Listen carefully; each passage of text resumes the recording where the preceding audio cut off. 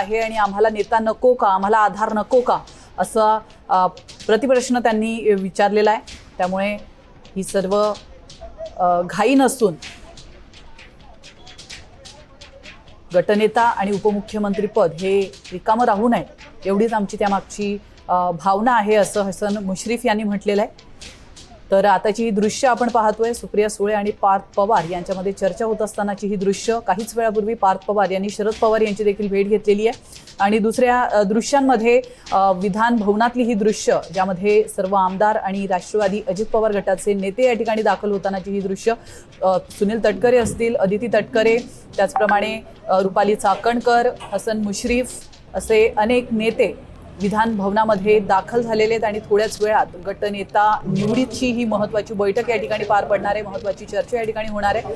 तर एकीकडे पार्थ पवार आणि सुप्रिया सुळे यांच्यामध्ये चर्चा होते। सुप्रिया सुळे आणि शरद पवार यांनी आज उपमुख्यमंत्रीपदी जी सुनेत्रा पवार यांची निवड होते आणि त्यांची जी शपथविधी होणार आहे त्या शपथविधीला सुप्रिया सुळे आणि शरद पवार यांनी यावं असा आग्रह पार्थ पवार यांचा आहे। त्या पार्श्वभूमीवर त्यांनी काहीच वेळापूर्वी शरद पवारांची भेट घेतली आहे आणि आता त्याच संदर्भात ते सुळे यांच्याशी देखील चर्चा करत असल्याची देखील माहिती समोर येते। त्याची ही दृश्य तुम्ही पहिल्या विंडोमध्ये पाहू शकता आणि दुसऱ्या विंडोमध्ये अजित पवार गटाचे नेते आणि आमदार विधान भवनामध्ये दाखल झाल्याची ही दृश्य।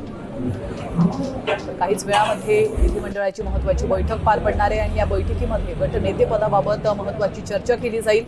गटनेता या ठिकाणी निवडला जाईल आणि त्यानंतर 5 वाजता उपमुख्यमंत्रीपदी सुनेत्रा पवार या शपथ घेणार आहेत। तर सुनेत्रा पवार याच अजित पवार यांच्या वारसदार आहेत असं देखील अजित पवार गटाकडून वारंवार बोललं जात आहे, चर्चा केली जाते। त्या पार्श्वभूमीवर आता अजित पवार राष्ट्रीय अध्यक्ष कोण होणार ही देखील मोठी चर्चा या ठिकाणी रंगलेली आहे। आणि आता आपण पाहू शकतो विधान भवनामध्ये पार्थ पवार हे देखील दाखल होत आहेत। सुप्रिया सुळे यांच्याशी चर्चा करून पार्थ पवार हे विधान भवनाकडे रवाना झालेले आहेत आणि पार्थ पवार यांची ही आताची दृश्य आपण पाहू शकतो। काहीच वेळानंतर विधिमंडळाची महत्त्वाची बैठक होईल, ज्यामध्ये पार्थ पवार देखील उपस्थित राहणार असल्याची माहिती समोर येते।